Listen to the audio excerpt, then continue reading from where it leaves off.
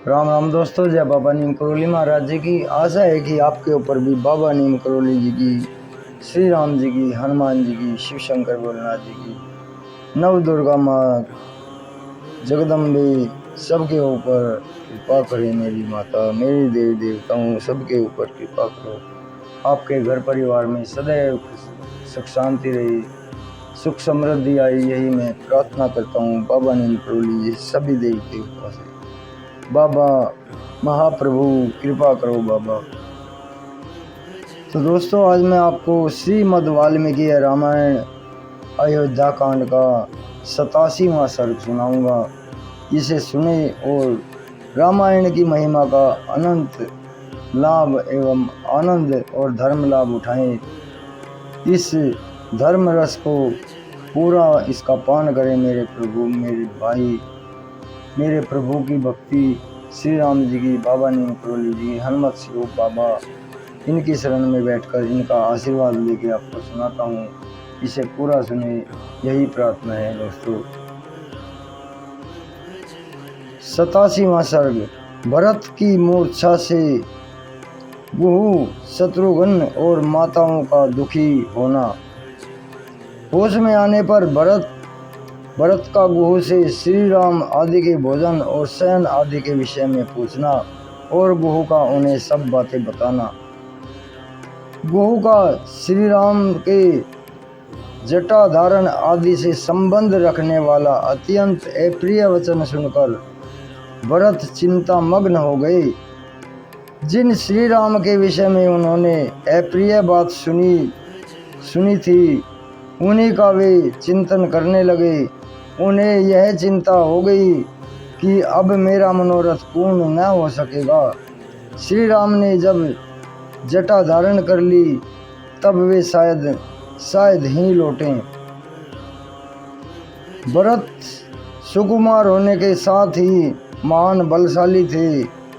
उनके कंधे सिंह के समान थे, भुजाएं बड़ी बड़ी थी और नेत्र विकसित कमल के सदृढ़ सुंदर थे। उनकी अवस्था तरुण थी, वे देखने में बड़े मनोरम थे। उन्होंने गुहु की बात सुनकर 2 घड़ी तक किसी प्रकार धैर्य धारण किया। फिर उनके मन में बड़ा दुख हुआ और वे अंकुश से विद्ध हुए हाथी के समान अत्यंत व्यथित होकर सहसा दुख से शिथिल एवं मूर्छित हो गए। भरत को मूर्छित हुआ देखकर गुहु के चेहरे का रंग उड़ गया।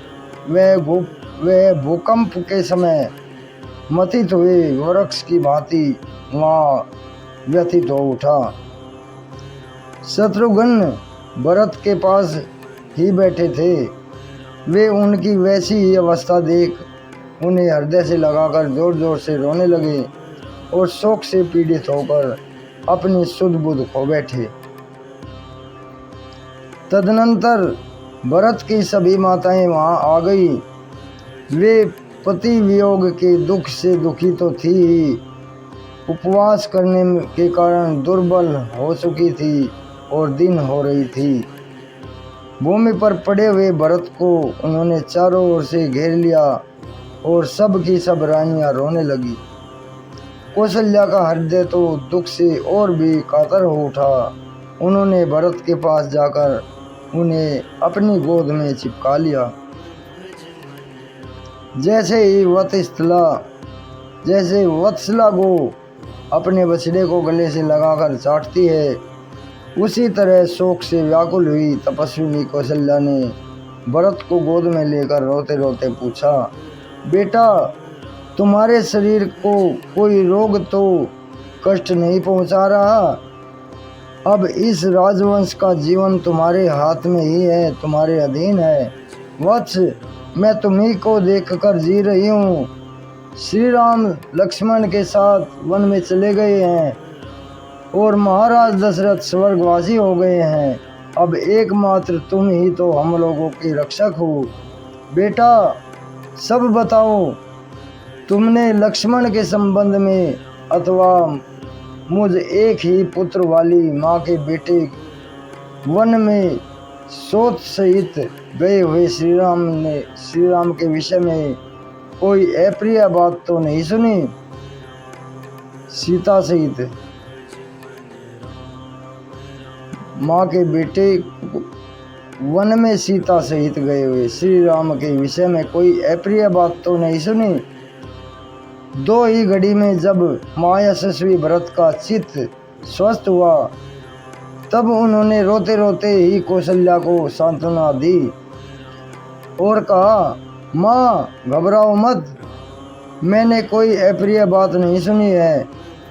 फिर निषाद राज गुह से इस प्रकार पूछा, गुह उस दिन रात में भाई श्री राम कहाँ ठहरे थे, सीता कहाँ थी और लक्ष्मण कहाँ थे, उन्होंने क्या क्या भोजन करके और कैसे बिछौनों पर शयन किया था, वे सब बातें मुझे बताओ। ये प्रश्न सुनकर निषाद राजगुरु बहुत प्रसन्न हुए और उन्होंने अपने प्रिय एवं हितकर अतिथि श्री राम के आने पर उनके प्रति कैसा बर्ताव किया था वह सब बताते हुए भरत से कहा, मैंने भांति भांति के अन्न, अनेक प्रकार के खाद्य पदार्थ और कई तरह के फल श्री रामचंद्र जी के पास भोजन के लिए प्रचुर मात्रा में पहुंचाए। सत्य पराक्रमी श्री राम ने मेरी दी हुई सब वस्तुएं स्वीकार तो की, किंतु अक्षत्रिय धर्म का स्मरण करते हुए उनको ग्रहण नहीं किया, मुझे आदरपूर्वक लौटा दिया। फिर उन महात्मा ने हम सब लोगों को समझाते हुए कहा, सके हम जैसे अक्षत्रियों को किसी ने कुछ लेना नहीं चाहिए, अपितु सदा देना ही चाहिए। सीता सहित श्री राम ने उस रात में उपवास ही किया था। लक्ष्मण जो जल लेकर आए थे केवल उसी को उन महात्मा ने पिया। उनके पीने से बचा हुआ जल लक्ष्मण ने ग्रहण किया। जलपान से पहले उन तीनों ने मौन एवं एकाग्रचित होकर संध्योपासना की थी।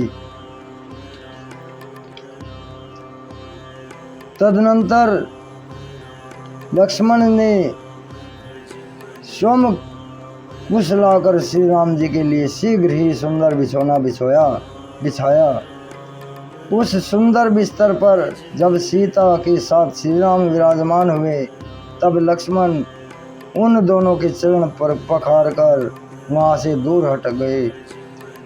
यहाँ वह वृक्ष की जड़ है और यहीं पर तृण है जहाँ श्री राम और सीता है, दोनों यहाँ पर रात्रि में सोए थे। शत्रु संतापी लक्ष्मण अपनी पीठ पर बाणों से भरे दो तरकस बांधे हुए, दोनों हाथों में अंगुलियों में दस्ताने पहने कर और महान धनुष चढ़ाए हुए श्री राम के चारों ओर घूमकर केवल पहरा देते हुए रात भर खड़े रहे।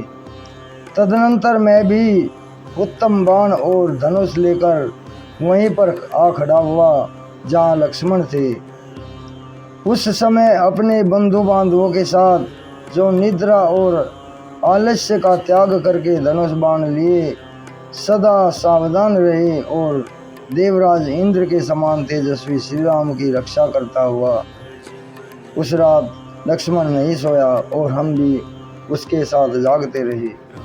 इस प्रकार श्री वाल्मीकि निर्मित आस रामायण आदि काव्य के 87वां सर्ग पूरा हुआ। जय श्री राम, जय हनुमान जी की जय, बाबा नीम करोली महाराज की राम।